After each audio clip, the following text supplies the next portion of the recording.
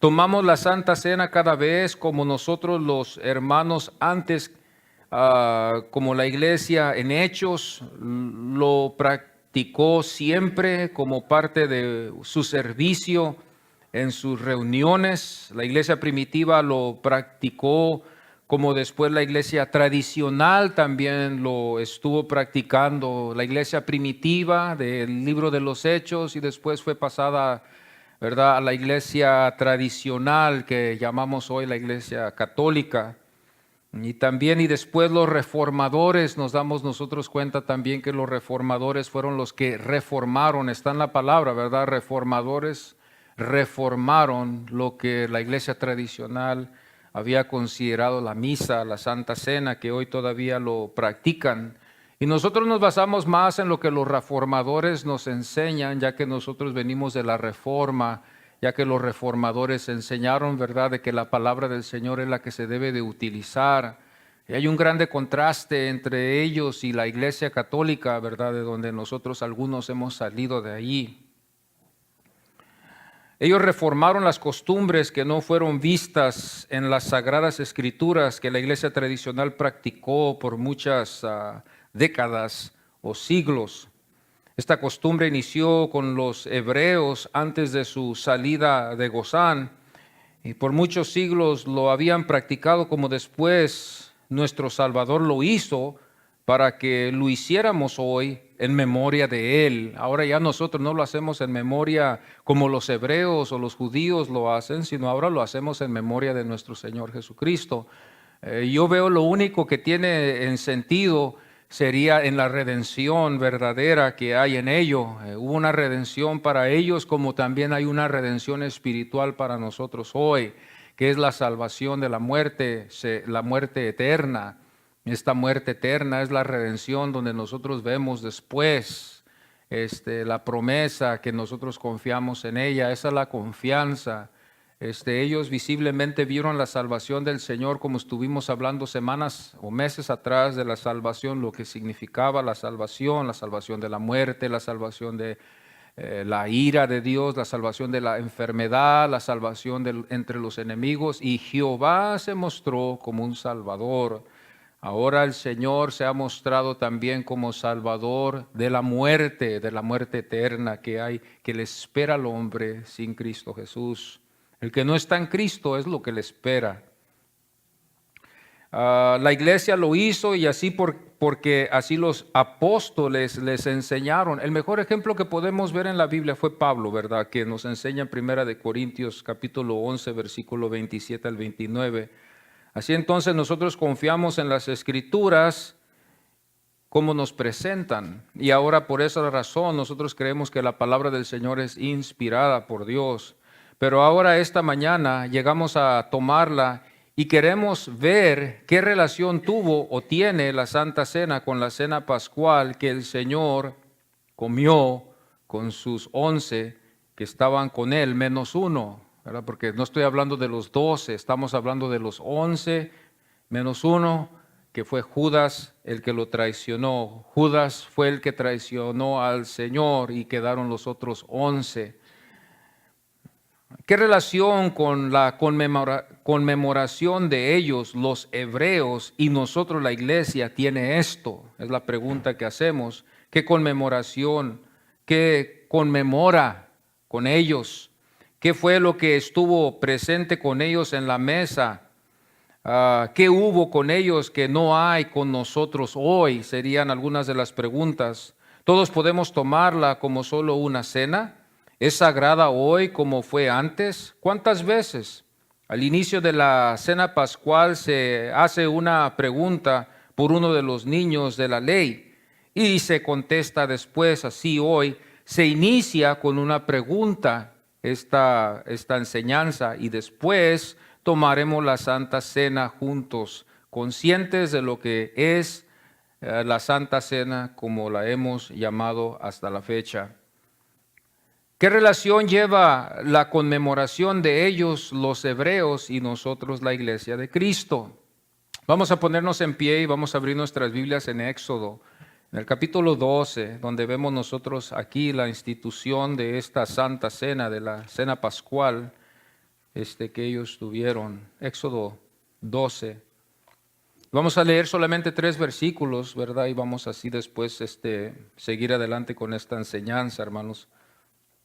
Si nos podemos poner en pie en reverencia a la palabra del Señor. Habló Jehová a Moisés, dice la palabra del Señor, y a Aarón en la tierra de Egipto, diciendo: este mes os será principio de los meses para vosotros, será el primero en los meses del año. Hablar a toda la congregación de Israel, diciendo: en el 10 de este mes tomase cada uno cordero según las familias de los padres, un cordero por familia. Amén. Podemos tomar nuestros asientos. No tenemos la oportunidad de leerlo todo el capítulo, pero el capítulo nos enseña dónde el Señor inicia. Y el Señor habló a sus siervos, a Moisés y a Aarón, para que ellos después se lo dieran a la nación.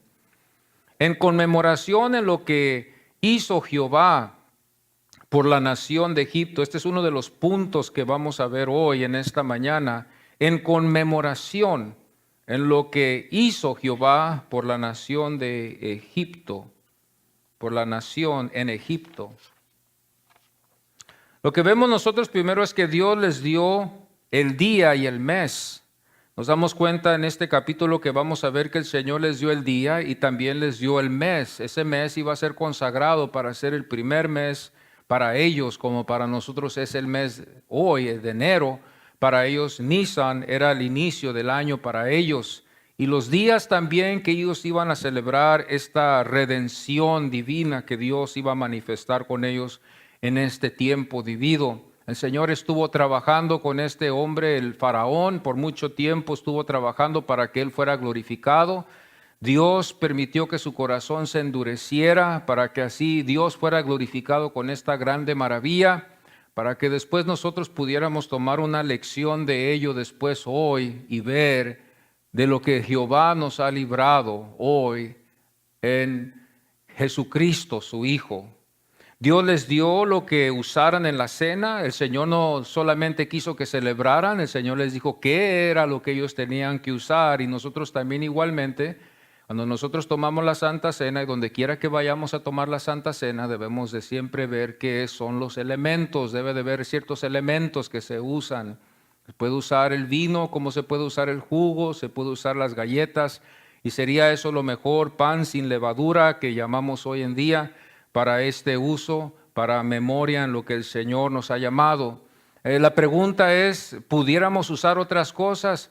Bueno, el Señor consagró el vino y el Señor consagró el pan para esta fecha. Entonces, así nosotros hoy, el Señor Jesucristo consagró el pan y consagró también el vino que Él tomó para que se usara aquí.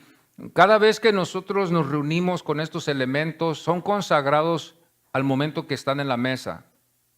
Cuando están ellos donde los compramos nosotros, no están consagrados, pero están para ser consagrados y llevados a la mesa y usados en este momento para esta actividad. Ya son consagrados. No hay otro elemento que sea consagrado. No podemos usar otras clases de elementos en la mesa y poder reemplazarlos. Vamos a suponer, en vez de vino, usemos jugo de naranja o jugo de piña. No, eso no es correcto. Es decir que, bueno, en vez de usar galletas, vamos a usar tortillas de harina o vamos a usar pan que usamos regularmente. Bueno, quizás se pueda, pero se justifica mejor de que se use lo que la Biblia nos enseña. Pero sí, esto sí no está bien de que queramos usar otra clase de jugo. El jugo debe de ser de la uva y debe de ser, o puede ser vino también. Dios les dio cómo usar también lo que ellos iban a usar. El Señor los dirigió en este capítulo cómo ellos iban a tener que utilizar lo que ellos estaban usando. Les dijo cómo lo iban a hacer, cómo lo iban a cocinar y qué era lo que ellos iban a cocinar. Esto era un estatuto perpetuo para ellos que hasta la fecha hoy esta nación lo practica, los religiosos lo practican. Aunque no hay ninguna redención en ello, porque la redención verdadera está en Cristo Jesús. Vemos nosotros que Cristo Jesús es el camino, la verdad y la vida, y el Señor, Él es el camino. No hay caminos hacia Dios, es un camino solamente. Dios consagró el animal que fuera usado. ¿Y cuál fue el animal? El cordero. no fue otro animal. Y nosotros a veces como seres humanos queremos a veces decir, bueno, pues Dios yo creo que va a perdonar que usemos otra clase de animal. El Señor ya conoce cómo somos nosotros. Y el Señor por eso consagró al Cordero que sea usado y que sea sin defecto, porque ya nos conoce a nosotros. Y quizás nosotros pudiéramos haber ido al redil y haber escogido a uno de los que, pues, verdad, no nos va a costar mucho, al que no es muy valoroso, al que no estimamos mucho. Le vamos a dar a Dios quizás lo que no estimamos mucho, quizás, porque somos así como humanos. Queremos a veces salir con estas cosas delante de Dios. Y Dios supo esto y por eso Dios consagró el Cordero y también consagró el estado que debería de estar también el Cordero, sin defecto, sin mancha, un Cordero. Dios también nos damos cuenta que así como consagró al animal, al Cordero en el Antiguo Testamento, Dios también mató. Dios mató a los que no fueron hallados bajo la fe en la sangre del Cordero. Ese es el principal punto que nunca debemos olvidar. La fe estuvo en la sangre del Cordero que fue inmolado. La sangre que fue, hermanos, untada en los dinteles de las puertas, esa era la fe que ellos tenían, que cuando la ira de Dios pasara por allí, la sangre los protegería al pueblo de esa muerte y sus primogénitos serían protegidos, ya que el Señor les advierte, así como el Evangelio hoy se predica, de que el juicio de Dios va a venir, aunque el Señor ha tardado por ser misericordioso, su juicio está en plan de venir. Y aunque nosotros ya nos hemos olvidado la iglesia, ya no lo predicamos en la iglesia, ya no hablamos del juicio de la iglesia, eso no necesariamente significa que el juicio ya se acabó y que Dios ya cambió un plan. El juicio viene.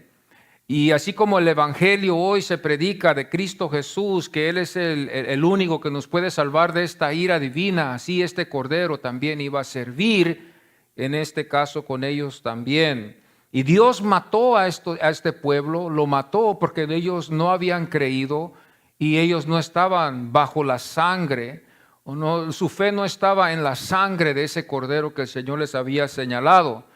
Es muy interesante cuando vemos nosotros los evangelios y vemos nosotros que Juan nos enseña en el primer capítulo que Juan el Bautista señala al Cordero y le dice: aquí el Cordero de Dios que quita los pecados del mundo. Él señala, ese es el señal que nos deja después y la redención viene después cuando Él muere en la cruz, resucita en el tercer día, asciende al cielo, está a la diestra del Padre y nos demuestra esa promesa a todos los que hemos sido creyentes. Se ha creído siempre, ¿verdad?, que los creyentes eran los que recibieron la redención desde Génesis hasta Apocalipsis, hasta el fin. Serán los creyentes en Cristo Jesús que creyeron en Él. También esto nos damos cuenta, Dios salvó su pueblo de su ira, de los que creyeron, que tuvieron fe en la sangre. Dios salvó de su propia ira. Esta es una ira que no va a venir de otro Dios. Esta es una ira que viene directa del Dios creador divino, el hacedor, el creador de los cielos y la tierra. Esta es su ira que se destaca, pero también al mismo tiempo Él ha hecho un camino un camino de escape para los que creen. Los que no creen, pues no se escapan y la ira viene y los va a consumir al final. El mes fue hecho, ¿verdad? El primero, ese iba a ser el primero, que se llama el mes de Nisan, ¿verdad? Ese mes de los judíos, de los hebreos. Aquí es donde vemos el nacimiento, se dice, ¿verdad?, de esta nación aquí en Éxodo. Nos damos cuenta que este es el nacimiento, ¿verdad?, de esta nación, donde la nación empieza a nacer. Aquí está naciendo la iglesia. Después se casa con Dios en el monte Sinaí, donde Dios les entrega la ley y se casan los dos juntos. Él será el Dios de ellos y ellos serán su pueblo de Él. El tiempo fue de los días del 14 hasta el 21. Estas son fechas que ellos practican, ya se acerca pronto, estamos hoy en enero, febrero, marzo, como en marzo, abril, es el tiempo donde ellos empiezan a celebrar, a prepararse, ellos también, como la iglesia tradicional también empieza a practicar la llamada cuaresma, para celebrar después Domingo de Ramos, la Semana Santa y luego el Domingo de Resurrección, ¿verdad? Donde ellos celebran también la resurrección. Esta es la iglesia tradicional como nosotros también. El fórmula para la Pascua fue conforme al nuevo manual, y quiero usar este nuevo manual de la Biblia, este nuevo manual que es de Unger. Quiero también utilizarlo para en cómo ellos practicaban, ¿verdad? Esta Pascua, Pasá, que ellos le llaman la Pasá. Esto lo recogí yo de una película, ¿verdad? Donde era una película de judíos y ellos hablaron esa palabra de la Pascua. La Pascua la llaman la Pasá o pasar, ¿verdad? Que nosotros podemos usar esa palabra, están relacionadas. Pascua, Pasá o pasar, donde pasa la ira de Dios y ellos son librados. En el comienzo, hermanos, ellos cuando van a celebrar esta celebración, esta pasá que ellos llaman, hacen una oración, inicia esto con una oración, la bendición de la copa, de las cuales son 4 copas que hay entre esta reunión de la pasá. La copa de bendición circula por la mesa con vino. Estamos viendo que de las 4 copas hay una copa que empieza y esa es la que ellos empiezan a circular, está, ¿verdad?, llena de vino. Las hierbas son también tomadas y son mojadas también en agua de sal, agua salada, si lo podemos decir así, agua salada, estas hierbas amargas que simbolizan también algo. Estos son los pasos de esta celebración de la Pasá. El jefe de la familia toma una de las 3 tortas de pan sin levadura, la rompe y pone los otros pedazos a un lado. Este es el anfitrión que le llamamos nosotros, como hoy, ¿verdad? Yo soy el anfitrión de esta Santa Cena y todos vamos a comer del pan juntos, todos vamos a beber del jugo juntos. Ellos también tienen un jefe, un anfitrión, ¿verdad? Que también está dirigiendo la cena pasá con ellos, ¿verdad? Y así es como ellos empiezan en esta ceremonia. En respuesta a la pregunta de unos menores o de uno de los menores, estos yo puedo imaginarme que son los niños de la ley, los que ya tuvieron su bar mitzvah y que están ellos ahí entre ellos, hacen la pregunta y entre esa pregunta el anfitrión contesta la pregunta porque ese niño de la ley, como él no sabe lo que está haciéndose, él hace la pregunta, ¿y esto qué significa? ¿Para qué es? Entonces, ahí es el momento que él toma ese lugar para explicarle al niño de la ley, que se le permite, al menos de que ya haya cambiado y ahora permiten a todos los niños, pero ya un niño después de la bar mitzvah ya puede él participar en estas enseñanzas, pero se le contesta y al mismo tiempo todo el pueblo que está ahí, si son 7, 8, 9 los que vayan a celebrar esta celebración llamada Pasá, se refrescan con la enseñanza, se renuevan ellos con el acontecimiento de Éxodo 12, cuando del pueblo de Dios fue redimido. Luego después la segunda copa se llena y se hace también circular en la mesa, hermanos, en esta Pascua. Antes de la cena misma ya estamos viendo que son 2 copas y también al mismo tiempo se lavan las manos también. Esto era por tradición que se lavaban las manos también. Esta es la costumbre. Hacen, vamos a llamarla así, rezan la acción de gracias y parten el pan. Otra vez nos damos cuenta, dan gracias a Dios después de que se lavaron las manos, después de que tomaron la copa, después de esto, y dan gracias a Dios. Se distribuyen hierbas amargas, que son mojadas en la salsa, ¿verdad? Que ellos tienen de agua y sal, y así ellos también hay una lección en ello. El clímax, conforme a Unger, el clímax del rito es la comida festiva del cordero asado que va a estar ahí en ese momento. Esto es lo que está aconteciendo. Después de la segunda copa, Jesús nos damos cuenta que instituyó la cena del Señor. Esto es lo que se cree, que no fue en la tercera copa ni en la primera copa, sino fue en la segunda copa, como se usa en esta tradición, que Jesús instituye la cena para la que nosotros practicamos hoy en este día. Donde el Señor parte el pan, ¿verdad? Y pone después el otro pan a un lado, ya que es un pedazo de pan grande. Y la tercera de copa es la de bendición, la tercera copa que el Señor, cuando Él la toma, ese pan y luego esa copa, ¿verdad? Esas son las que donde el Señor instituye la cena. El ritual termina con el canto de los salmos, el ayel, que nosotros le llamamos, o el aleluya, ¿verdad? Que está en el Salmo 115, hasta el Salmo 118, son salmos de ellos que ellos utilizan en el pasá. El Salmo 115 y hasta el Salmo 118 son usados. Y el gran aleluya que ellos le llaman el gran ayel es el Salmo 136. El Salmo 136 es el que ellos también cantan, también lo recitan. Y los salmos también ellos los utilizan también para recordarse ellos de lo que Dios había hecho con ellos en este éxodo. Y nosotros así vemos nosotros que esta es verdad lo que ellos conmemoraban y conmemoran todavía este pueblo judío hasta la fecha. Ellos así fue instituido para que ellos lo hicieran siempre cuando ellos entrarían a la tierra prometida que Dios le había prometido al padre Abraham de ellos.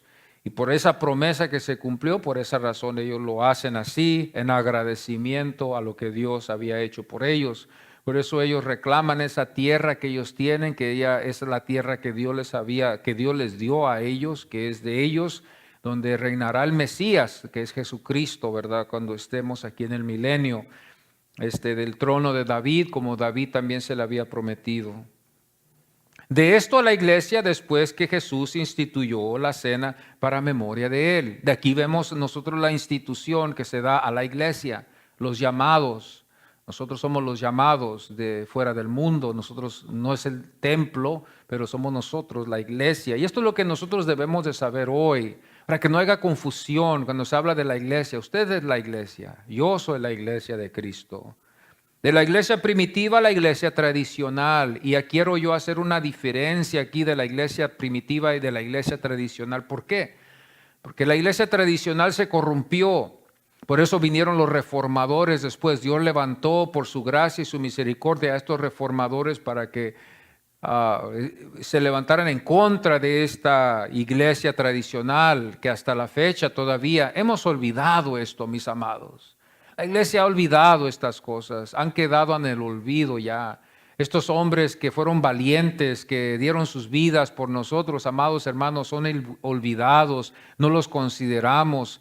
Fueron héroes que Dios usó para la honra y la gloria de su Hijo, para que se levantaran en contra de esta iglesia tradicional que se había corrompido, ¿verdad? Que nos damos nosotros cuenta. Entonces, de la iglesia primitiva a la iglesia tradicional, después que fue las mociones que yo pongo, las mociones que ellos tuvieron vistas en error, que es la transubstanciación que le llamamos nosotros, la transubstanciación. Esta es una palabra un poquito larga, pero ellos hasta la fecha lo siguen practicando y nosotros no vamos en acuerdo de que el pan se convierte en Cristo.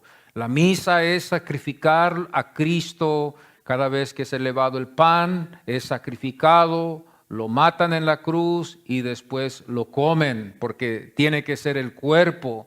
Bueno, los reformadores no creyeron que tenía que ser así, porque hay partes en la Biblia donde nos enseña, ¿verdad? Y clarifica estas cosas, que no tenemos tiempo hoy de hablar de esto, pero que así fue la razón.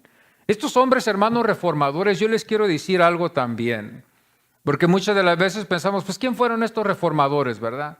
¿Quién eran ellos? Bueno, eran hombres, hermanos, estudiosos, teólogos, conocían el griego como también conocieron el hebreo. Eran hombres dados a la Biblia, más que nosotros, nos sobrepasan por muchas millas. Eran hombres estudiosos que no tan solo estudiaban la Biblia con un fervor, sino que también buscaban las definiciones. Fíjese, en esta edad mediana los reformadores, hombres dados al estudio, buscaban las definiciones verdaderas de la Biblia, de las palabras, y así ellos escribieron mucho. Es precioso el material que ellos tienen. No hemos ni empezado ni a la mitad, ¿verdad? He leído yo nomás unos 2 libros, quizás 3 libros de ellos, profundos, preciosos. Libros, hermanos, que nos dejan con la boca abierta de lo que Dios les muestra a ellos. Hombres dados a la interpretación de la palabra de Dios. Y esto es lo que hoy en la iglesia no se ve hoy. Hoy la iglesia está dada a otras cosas. De la institución de Jesús. Entonces nos damos cuenta aquí de la iglesia tradicional a los reformadores, porque los reformadores son los que nos dejaron a nosotros cómo servir la Santa Cena. Nosotros no lo hacemos como la iglesia católica lo hace, o si no tuviera que yo levantar el pan y hacer todo lo que ellos hacen allá y luego después, ¿verdad?, hacerlo como ellos. Nosotros lo hacemos como los reformadores nos han enseñado. Martín Lutero tuvo su forma de servir la Santa Cena y después John Knox vino y después él enseñó también después cómo se debería de servir. Hay algo ahí también y nosotros más o menos estamos más acercados a lo de Juan Knox que lo de Martín Lutero. Los luteranos que les llamamos hoy.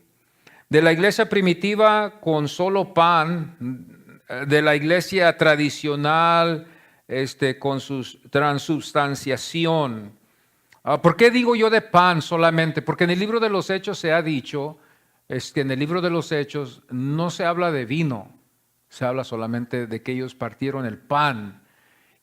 Y cuando nosotros se ha dicho vamos a Hechos, vamos a ver que no se encuentra el vino, solamente el pan. Pero fue una santa cena, estaban haciéndolo en memoria del Señor. Y por eso se cree que la iglesia primitiva quizás no tuvo el jugo, el vino en ese tiempo, nomás solamente el puro pan, ¿verdad? Ellos solamente lo conmemoraban así en esa forma que ellos lo hacían. Y de los reformadores a hoy, a este día, si lo podemos decir así, el hábito de celebrar la Pascua había de continuar entre ciertos cristianos por un tiempo, particularmente entre los de origen judío, como los proselitas. Los proselitas somos nosotros, si podemos decirlo así, los que hemos creído en el Señor, los temerosos de Jehová, que siempre ha habido, que no es nación hebrea, judía, pero que somos llamados los proselitos. Estos son los que practicaban esto, ¿verdad? Los proselitos temían a Dios, creían que la ley de Moisés fue dada por Dios y también creían también en lo que los apóstoles habían enseñado, que Jesucristo fue el cumplimiento del Mesías. Estos proselitos vinieron después, ¿verdad? Antes y después también de los apóstoles, apóstol Pedro, el apóstol Pablo, estos apóstoles que hubieron. Pero la cena del Señor vino a reemplazar el mandato judío, así como el bautismo, creemos también, y escúchenme bien, ha reemplazado la circuncisión.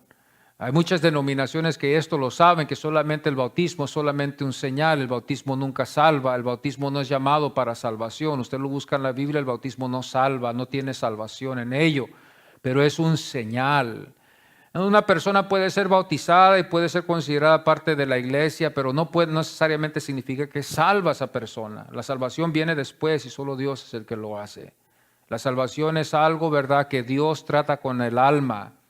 Muchos fueron circuncidados, pero también muchos que fueron circuncidados no llegaron a ver la tierra prometida. Es solamente un señal solamente de que son del grupo.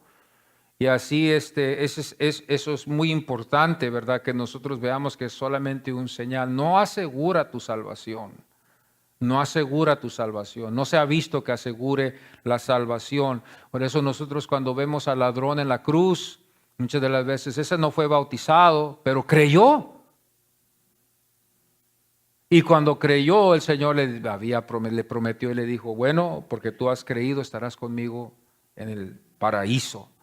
¿Verdad? Y él no fue bautizado. Entonces, nunca se olviden de esto. Esto es muy importante, que el bautismo es solamente un señal y no salva. No hay salvación en ello. El hecho de que en todo el libro de Hechos no haya referencia alguna a la copa ha llevado a formar la compleja tesis de que esta comunión de Jerusalén con uno solo de los elementos es la forma más primitiva y originales del sacramento. Esto lo hallamos en el diccionario bíblico, ¿verdad? Certeza, que también nos sirve mucho también para poder definir estas cosas. ¿Qué relación lleva con la conmemoración de ellos, los hebreos, y nosotros, la iglesia de Cristo? Este es el segundo punto. ¿Qué relación lleva con la conmemoración de ellos, los hebreos, y nosotros, la iglesia de Cristo? Esto es algo muy interesante que vamos a ver hoy también.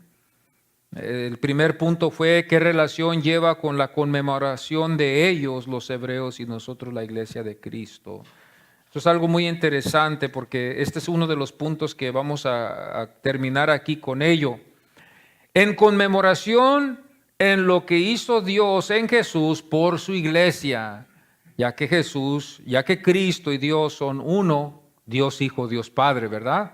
Entonces nosotros nos damos cuenta aquí que Dios usó a su Hijo para esto. En conmemoración en lo que hizo Dios por la nación, también podemos ver esto al principio, que Dios redime a este pueblo y lo redime por medio de la fe en la sangre. Yo creo que muchos de nosotros nunca habíamos visto esto así, ¿verdad? Pero esta es la revelación que nos enseña la Biblia de que ellos creyeron y por haber creído ellos untaron esa sangre y confiaron de que la muerte que iba a pasar en ese día, ese ángel de muerte no iba a tocarlos a ellos por la razón de que ellos habían creído que Dios los iba a proteger. Ahí es donde está el creyente en el Antiguo Testamento, ahí es donde haya la salvación. La salvación nunca estuvo en la ley, la salvación siempre estuvo en la fe, en creer en Dios. La ley siempre nos lleva a amar a Dios, pero ellos nunca lo pudieron captar. Hasta la fecha, ese pueblo todavía no lo puede captar, que así es. ¿Qué relación en la conmemoración de ellos? Bueno, en el ejemplo que podemos ver aquí está el ejemplo, hermanos, que estoy tratando aquí de clarificarlo un poquito más. Dios consagró al animal, el cordero, que fue usado, ¿verdad? Él consagró al animal que iba a ser usado. Y vemos nosotros que Dios consagró a su Hijo unigénito para que confiáramos en Él. Juan 1:29, Juan el Bautista lo dice, he aquí el Cordero de Dios. No iba a ser un animalito que caminaba por las aldeas, iba a ser el Hijo de Dios al que Él estaba hablando, que iba a ser el que iba a quitar el pecado del mundo. Pero a nosotros los pecadores nos quedaba solamente creer. A mí me quedaba creer, que no lo pude creer yo a mí mismo. Yo a mí mismo no me podía ayudar, al menos de que Dios me ayudara para poder creerlo. Esta es la maravilla, este es el agradecimiento que debe de haber en todos de que Él nos ayudó para poder creer. Él viene y asiste en las áreas donde nosotros no podemos y viene y asiste al pecador para creer en Él. Aquí es donde vamos a ver nosotros también en la Biblia, donde podemos entender ya por qué Pablo habla de los escogidos, de los predestinados, de los que Él aún antes de la fundación del mundo los había llamado, porque Él asiste a ellos. Ahora usted dirá en este caso, y como la vez pasada, me vuelvo a repetir otra vez, usted dirá, bueno, Dios es injusto, ¿verdad? Porque algunos escoge y algunos no, algunos les da la fe, algunos no, algunos están en rumbo al infierno. Usted dirá, pues Dios es injusto en este caso. Bueno, usted póngase a pensar, sería lo justo de que todos fuéramos al infierno. Porque en Génesis, cuando Él habló con nuestro padre Adán, Él le dijo que ellos iban a morir y no los mató, les tuvo misericordia. Entonces Dios mostró su bondad y mostró su misericordia. Aunque Él les había dicho que ellos iban a morir, Dios muestra su bondad y muestra su misericordia. Eso es lo que vamos a ver. Y Dios en su grande misericordia que estamos hablando y en su gracia escoge a los que Él le place tenerles misericordia. Entonces aquí vemos entonces una injusticia que Dios hace para redimir a los que Él ha escogido aún antes de la fundación del mundo. Entonces Dios permite que sigan el camino los pecadores sin Dios y sin Cristo, que sigan el camino hacia el infierno, pero Dios ha predestinado aún antes, aunque su deseo es de salvar a todo el mundo, Porque dice la Biblia, de tal manera amó Dios al mundo que ha dado a su Hijo unigénito, porque amó del mundo a los que Él escogió, escoge Él y saca Él a los que Él va a sacar, que son para Él. Y Dios es el que hace esta elección, como usted y yo hacemos esta elección. Hicimos la elección de venir a la iglesia hoy, escogimos venir. Pudiéramos haber hecho fácil decir, no, yo ahora no voy, ahora me quedo. Bueno, Dios en su divinidad, grandeza, Dios también escoge quien a Él le place. Y esto es porque a nosotros, esto es lo que nos lleva a nosotros a un agradecimiento más grande a Dios. Decirle, gracias Señor que abriste mis ojos. Y en realidad yo lo creo, porque en mi vida yo lo puedo decir así, en mi vida yo lo creo, porque si Dios nunca me hubiera abierto los ojos en creer en Él, yo estuviera muerto ya. De seguro yo hubiera estado muerto ya en el camino que yo llevaba, yo ya no hubiera estado aquí ya con ustedes en este planeta, en esta fecha, en este día hoy, porque el pecado me hubiera llevado a la muerte, si no hubiera sido por la droga, hubiera sido por otra cosa, pero así hubiera pasado en mi vida, pero Dios le plació así de despertar esa fe que no tenía yo y me despertó y me hizo ver esto para servirle al Señor. Y los que somos de Él, así es. El Señor tiene un plan con ellos. El Señor tiene un plan con los que son suyos, siempre. Usted en la Biblia nunca va a ver que Dios trata con los gentiles. Dios siempre trata con su pueblo. Cuando Dios llama a su pueblo, Él trata con Israel. Él es el Dios de su pueblo. Él cuida, Él promete cuidar a su pueblo. Él promete encaminar a su pueblo a la victoria. Él promete a su pueblo darles la tierra prometida, el Canaán, que para nosotros sería el cielo, ¿verdad? Entonces Dios siempre, nunca se compromete. Él es más, cuando vamos a ahorita lo que estamos viendo, cuando vamos a los profetas, usted va a ver que juicios van a venir sobre diferentes gentiles, Moab, Amón, todos estos gentiles que están al lado, ¿verdad?, de Israel. Él promete destruirlos al final. A Babilonia, a Siria, todos estos pueblos Dios los va a destruir al final, pero menos su pueblo. Su pueblo redimido va a ir a la redención como Él ha prometido. Siempre tenemos que verlo así, hermanos, porque así está. Dios nunca trata con los gentiles, aunque nos muestra misericordia después el Señor, pero Dios siempre proclama juicios sobre los enemigos de su pueblo. Y nos damos cuenta que los que son enemigos de Dios, como le dijo a Abraham, tus amigos serán mis amigos y tus enemigos serán mis enemigos. Así le dijo el Señor al padre Abraham.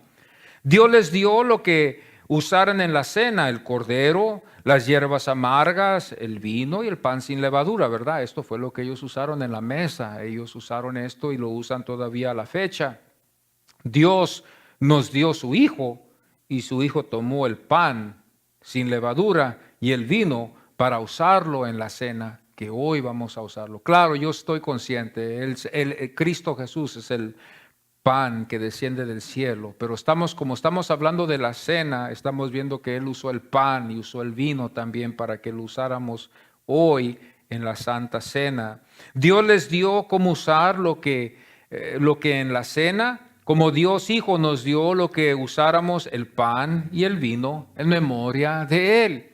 Que ya después nos damos cuenta que el apóstol Pablo nos enseña en 1 Corintios 11, nos enseña que así como el Señor me dio a mí, ¿verdad? Así yo les digo a ustedes. Y luego después Pablo nos empieza a llevar en la enseñanza, ¿verdad?, de esta revelación. Dios consagró a un animal que fuera usado en la cena. Dios Hijo fue consagrado. Dios Hijo fue consagrado. Como hombre, Jesús fue consagrado. Como hombre, como usted y yo, Él fue consagrado. Él fue un hombre como usted, Él fue un hombre igual como usted y como yo.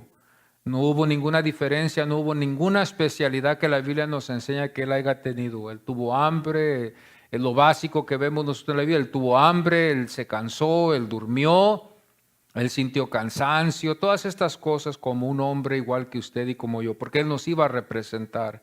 Pero Dios Padre lo consagró.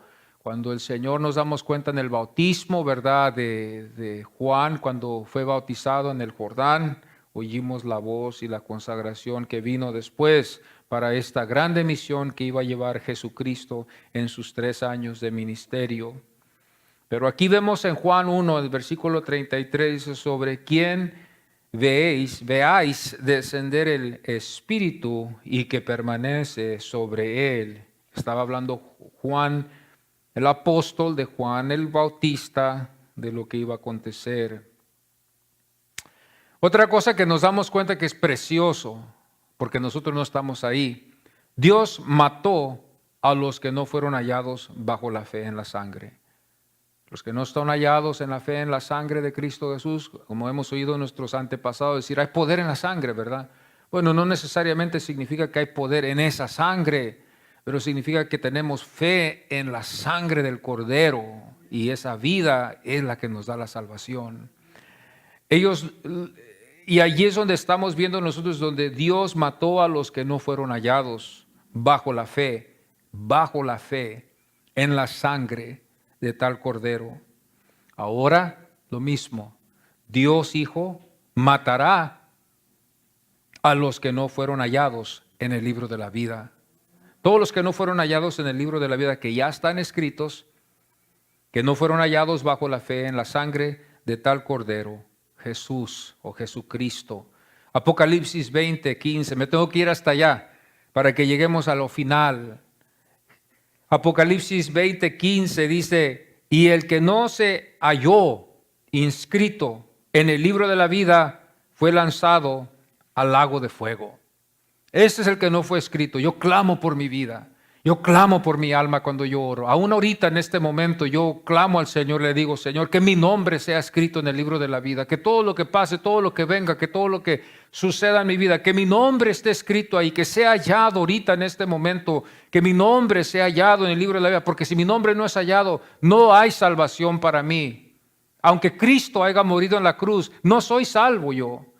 Y yo cada vez en mi oración con desesperación yo le digo al Señor, sea bueno, sea malo, sea como sea el tiempo, esto siempre debe de estar en nuestros corazones, de pedirle al Señor que nos tenga misericordia. Confiamos en Él, de que hay suficiente poder para salvación, pero queremos también que el Señor nos conforte con su palabra escrita, de que nuestros nombres están escritos en el libro de la vida.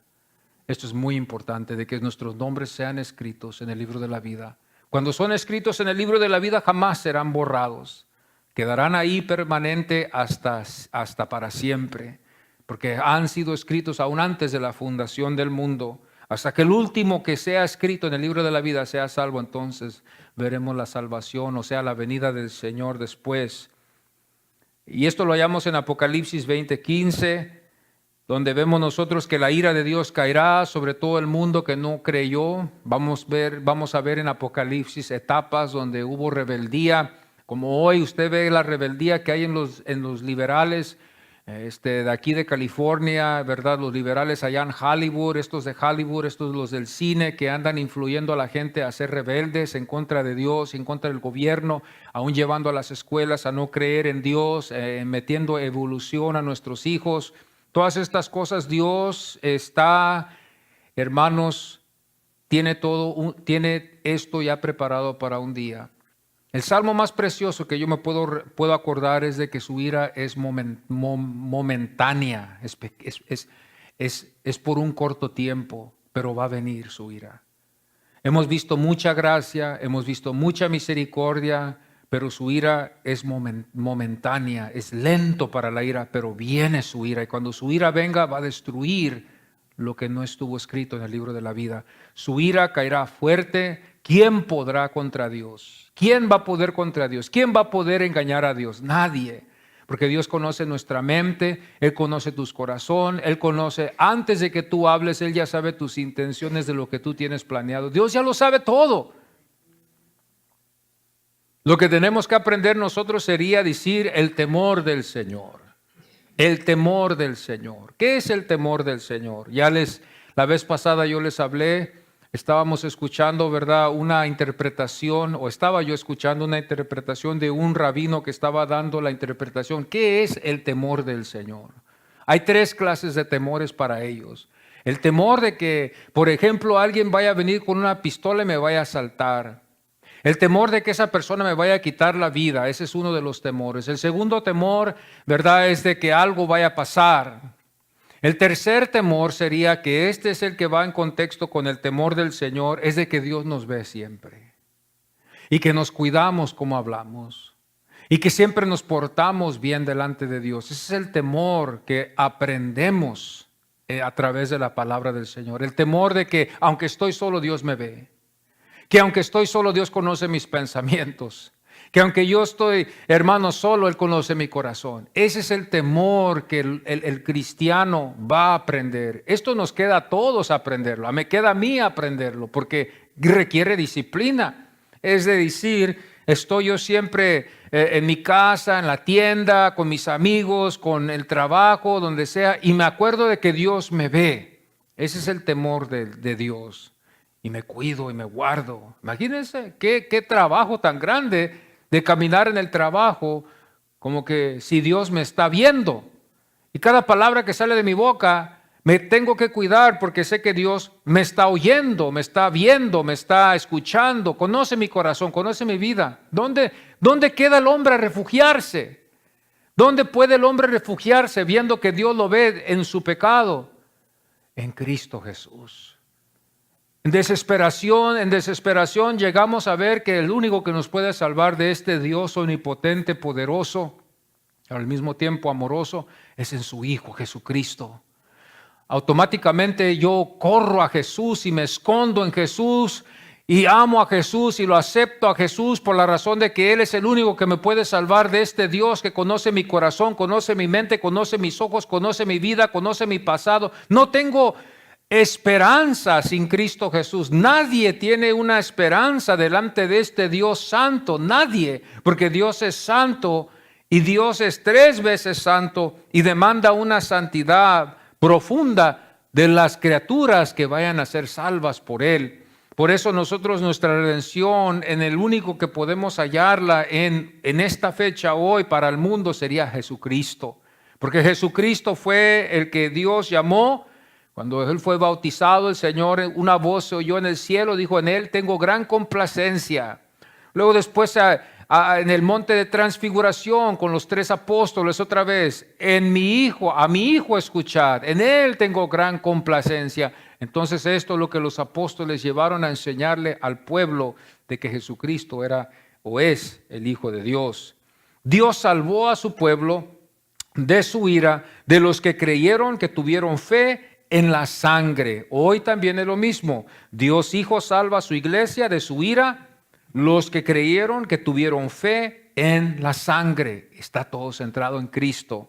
Apocalipsis 20, versículo 6. Otra vez vamos al último libro de la Biblia. Dice: bienaventurado y santo el que tiene parte en la primera resurrección. La segunda muerte no tiene potestad sobre estos. Por eso la Biblia tiene sentido cuando Judas dijo, ¿verdad?, que estuvimos viendo este viernes, 2 veces muertos. Van a morir una vez y van a morir otra vez delante de Dios. Esos son los 2 veces muertos. No vamos a poder casi ninguno de nosotros evitar la primera muerte. Esa está de segura. Si Cristo tarda en su venida, todos vamos a morir. Eso es la verdad. Pero la segunda muerte, eso es diferente.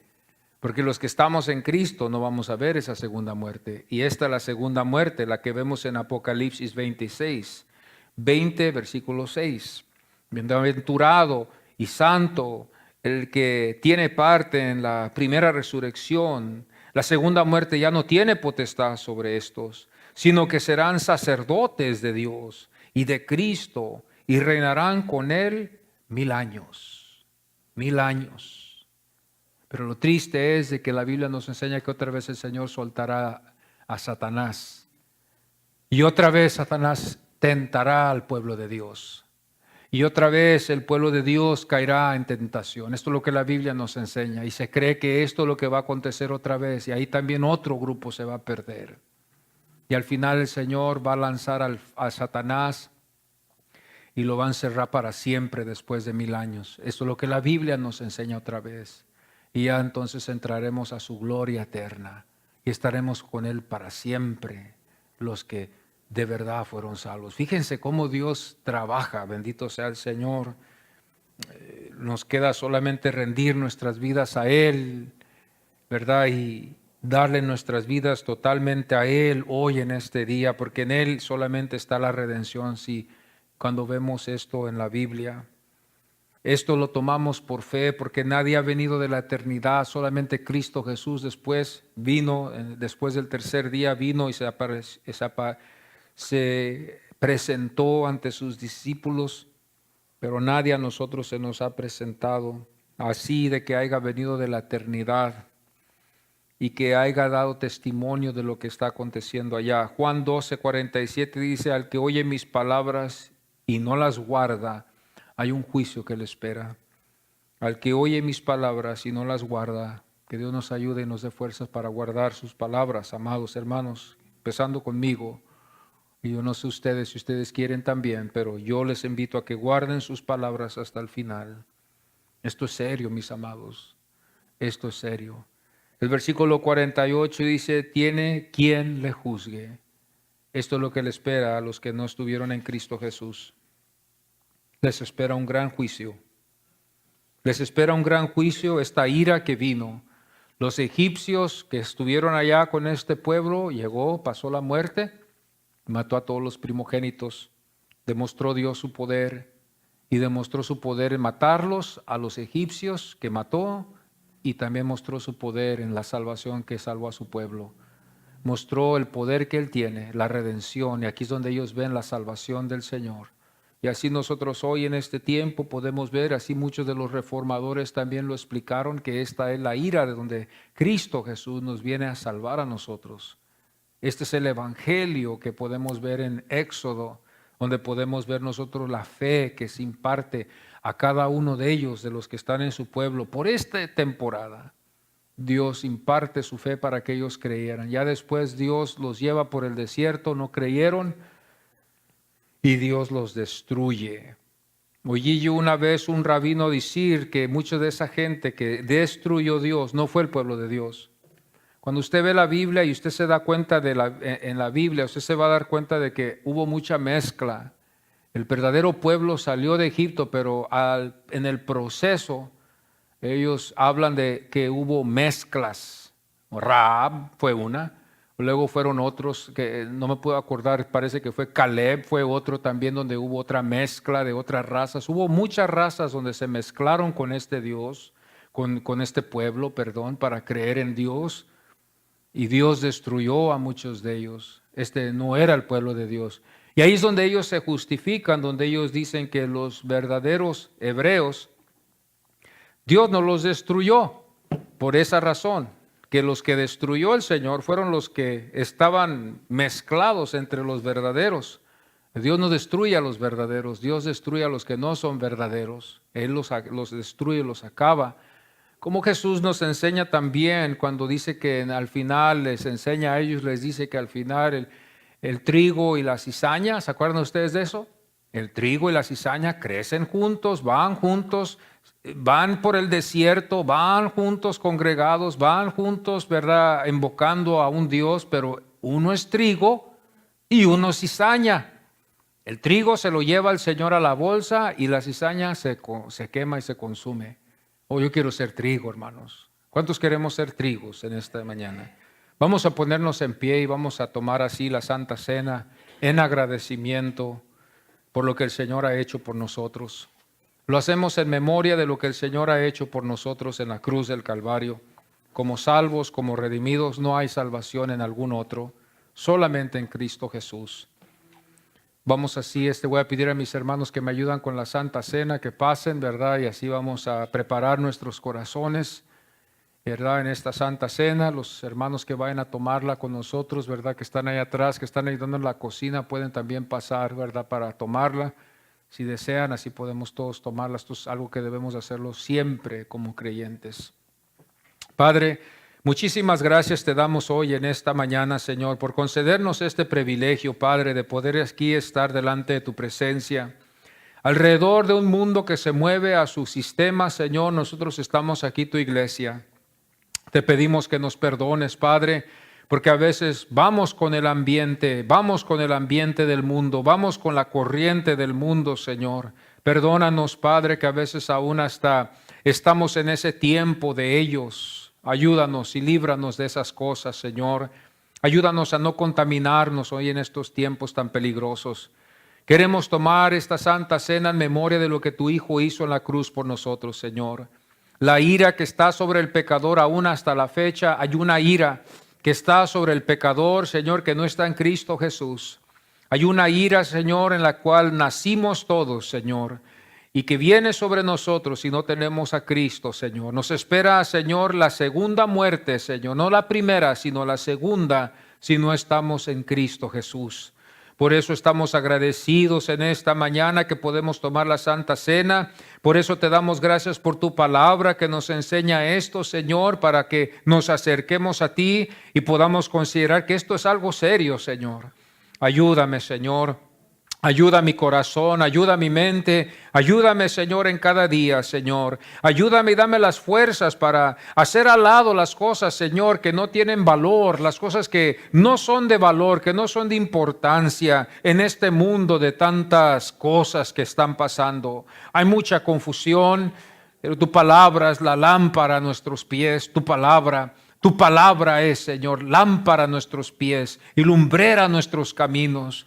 Ayuda a tu pueblo que está aquí hoy en esta mañana, Señor, a que así podamos convivir en esta unión como iglesia, partiendo este pan y también tomando de este jugo de la uva en memoria de lo que tú has hecho por nosotros en la cruz. Que yo sé de seguro que sin ti, Señor, yo estuviera muerto, Señor. Yo sé que seguro sin ti, Señor, yo estuviera rumbo al castigo eterno, Señor. Pero gracias te doy que tú me has salvado y me has redimido, Señor. Tú me has ayudado hasta la fecha y yo confío en tu salvación. Yo confío en el precio que tu Hijo hizo y pagó por mí en la cruz del Calvario. Perdónanos, límpianos con tu sangre preciosa al comer este pan y este jugo. En el nombre del Señor Jesucristo, gracias, Señor. Amén y amén.